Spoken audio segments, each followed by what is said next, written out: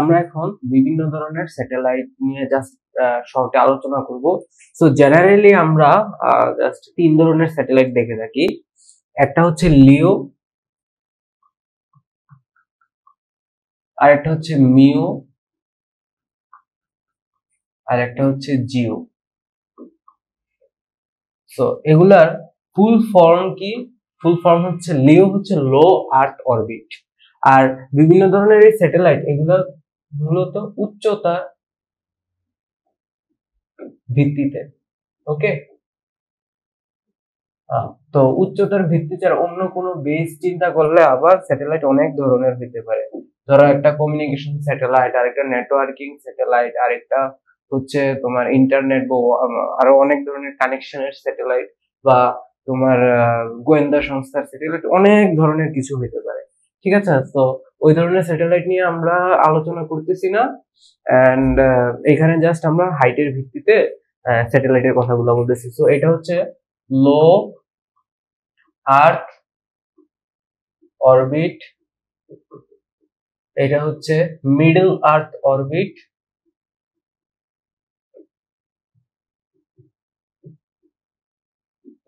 আর এটা হচ্ছে geostationary orbit. Okay, geostationary orbit, Jio stationery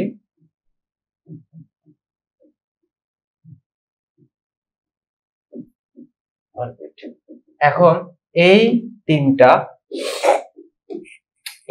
তিন ধরনের অরবিটের উপর ভিত্তি করে আমরা ডিটেলস আলোচনা করব না। আমরা আমাদের মূল টপিক হচ্ছে জিওস্টেশনারি অরবিট। সো এই জিওস্টেশনারি অরবিটের ক্ষেত্রে, মানে লো আর্থ অরবিটের ক্ষেত্রে কি হয়? লো আর্থ অরবিটের ক্ষেত্রে এই যে হাইটটা হচ্ছে খুবই ক্ষুদ্র। আর সো আর প্লাস এইচ, এটা আর এর সমান velocity of G M over R plus H. এইটা হয়ে যাবে G M over R. Okay, so এখন টাইম পিরিয়ডের ক্ষেত্রেও T square is equal to 4 pi square over G M R cube. ঠিক আছে, এই জিনিসটা হচ্ছে ফলো করে। এখন আমরা লোয়ার অরবিট দেখলাম। জিওস্টেশনারি অরবিটের ক্ষেত্রে আমরা ডিটেলসে আলোচনা করব এখন। সেই ক্ষেত্রে হচ্ছে জিওস্টেশনারি অরবিট আবার দুই ধরনের। একটা হচ্ছে জিও সিনক্রোনাস অরবিট, আর একটা আছে জিও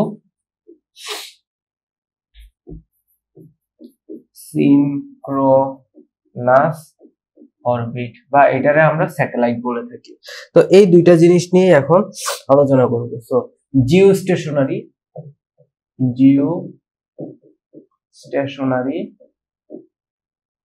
স্যাটেলাইট।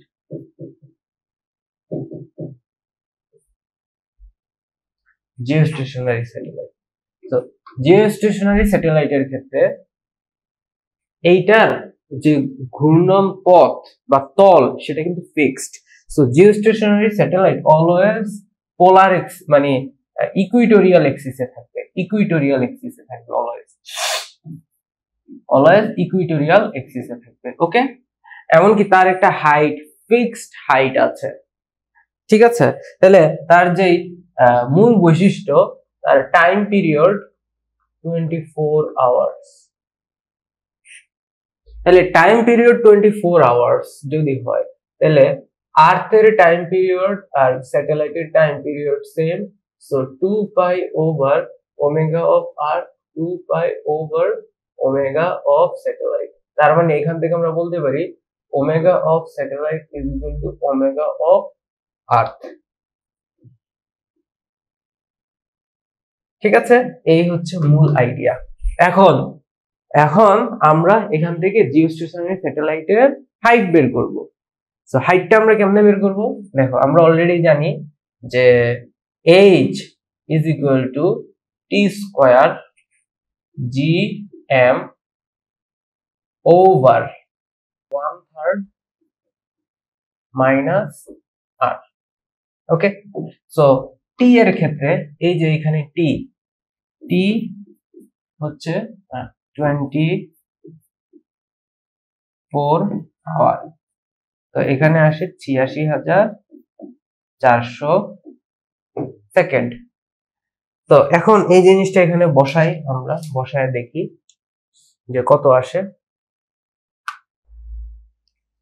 তো এখানে হাইট আসতেছে 3.6 ইন্টু 10⁻7 মিটার। তো এটা হচ্ছে যে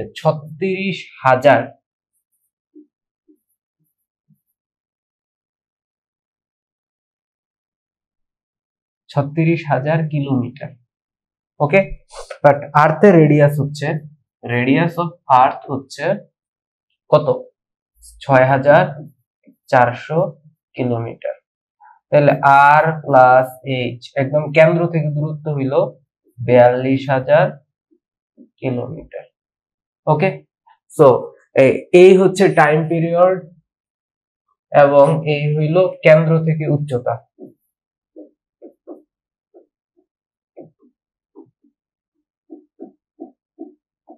আর এইটা হচ্ছে ভূপৃষ্ঠ থেকে উচ্চতা।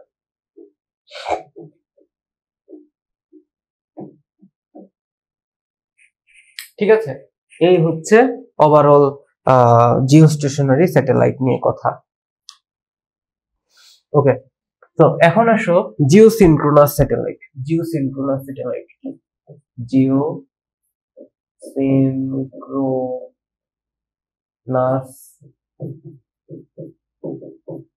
স্যাটেলাইট।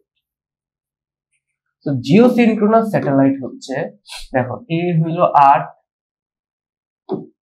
এই বরাবর হইল জিওস্টেশনারি স্যাটেলাইটের অরবিট।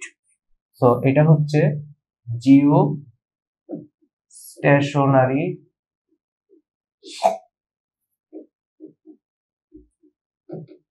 স্যাটেলাইটের অরবিট। আর এইটা যদি হয় জাস্ট টিল্ট করা থাকে, মানে ইকুয়েটর বরাবর না, এটা হচ্ছে ইকুয়েটর।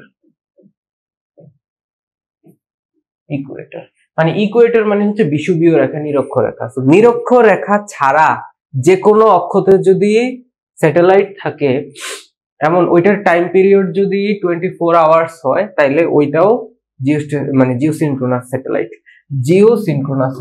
ওকে, সো টাইম পিরিয়ড 24 আওয়ার্স। ঠিক আছে, তাইলে এই যে জিওসিনক্রোনাস স্যাটেলাইটের কক্ষপথ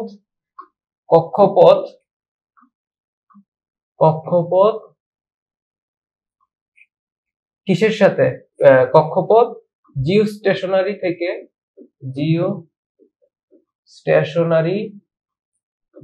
থেকে যে কোনো কোণে থাকবে। ওকে, সো এই স্যাটেলাইটেরও তোমার টাইম পিরিয়ড কিন্তু 24 আওয়ার্স। ঠিক আছে, ওকে, সো আমরা জিওসিনক্রোনাস সম্বন্ধে এতটুকুই জানলাম, আপাতত আর তেমন কিছু জানার দরকার নেই। এবার দেখো 10,000 কিলোগ্রাম পার কিউবিক মিটার ঘনত্বের একটি গ্রহের চারপাশে ক্ষুদ্র উপগ্রহ ঘুরছে, তার কক্ষপথের ব্যাসার্ধ গ্রহের ব্যাসার্ধ অপেক্ষা সামান্য বেশি, উপগ্রহের পর্যায়কাল কত?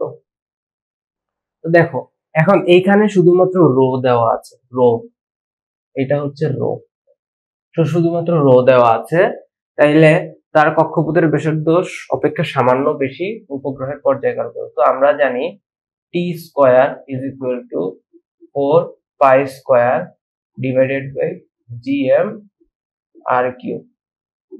তো এখন এই জায়গায় দেখো এম হচ্ছে রো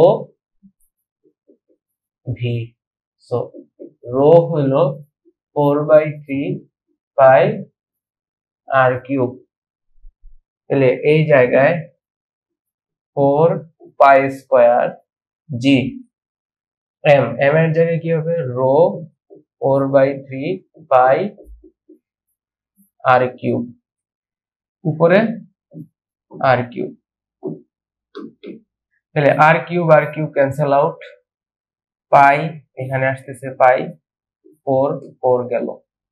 তাহলে উপরে আসবে পাই, নিচে আসতেছে, নিচে কি আসতেছে, উপরে পাই 3 চলে আসবে, আর নিচে আসতেছে জি রো।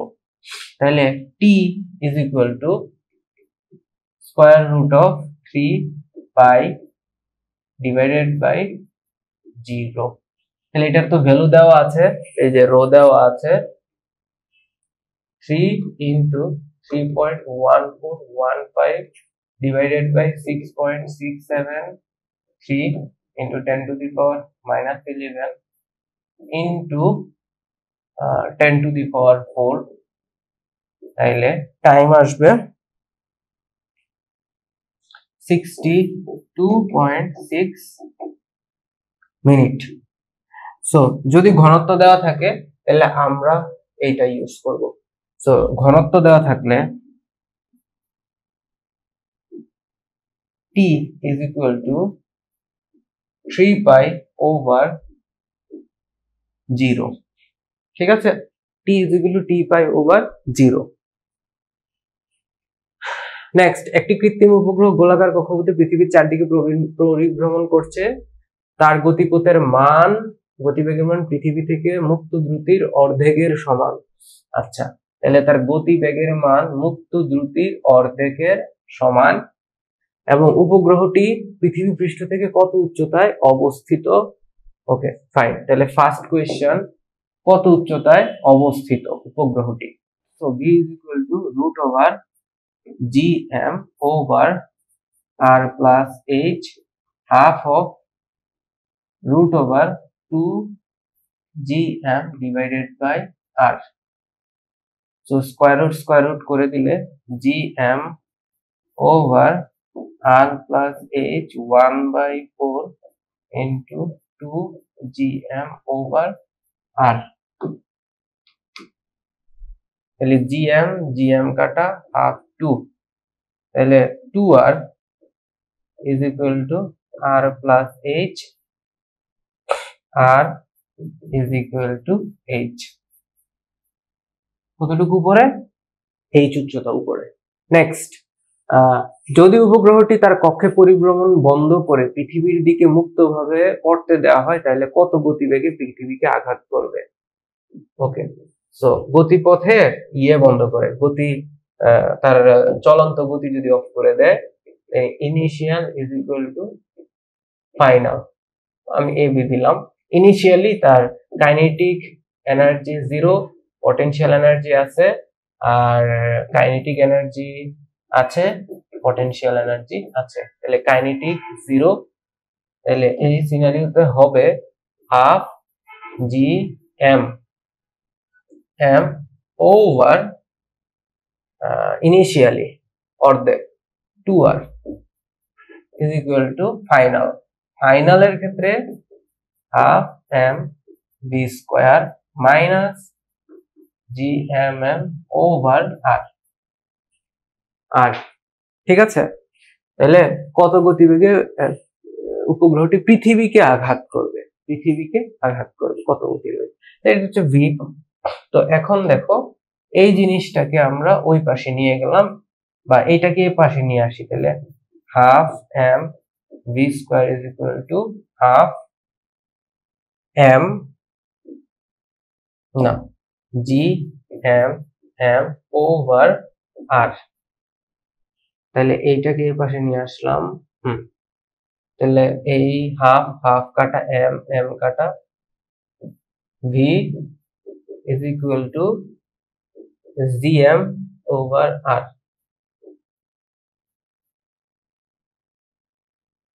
এটাই হচ্ছে অ্যান্সার, এত বেগে আঘাত করবে। নেক্সট কোয়েশ্চেন, পৃথিবী পৃষ্ঠ থেকে 500 কিলোমিটার উচ্চতায় বৃত্তাকার কক্ষপথে ঘুরছে, 98 মিনিটে একটি পূর্ণ আবর্তন করলে পৃথিবীর ভর কত। এটা নিজেরা ট্রাই করবা, এটা একদম সহজ। এই যে আমি দেখাই দিচ্ছি, T square is equal to 4 pi square over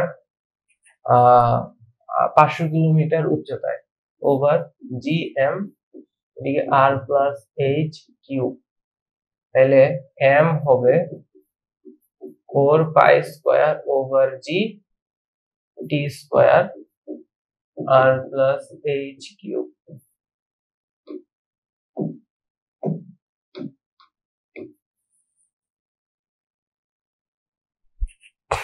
next, তো এটা নিজেরা ট্রাই করবা। আর কক্ষদ্বয় ঘুরছে কক্ষীয় বেগ এবং ঘূর্ণনের পর্যায়কাল, এটাও একদম সহজ, আমি লিখে দিচ্ছি। v is equal to gm root over r plus h, আর পর্যায়কাল t square is equal to 4 pi square over gm r plus h cube.